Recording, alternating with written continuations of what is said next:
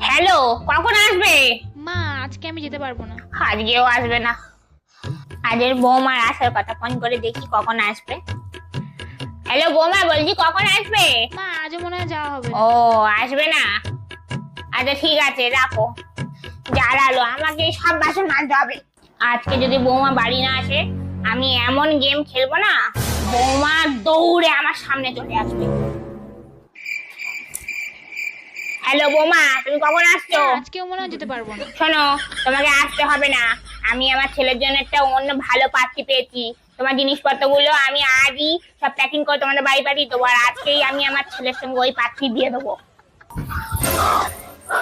মা, মা, আমি চলে আসছি।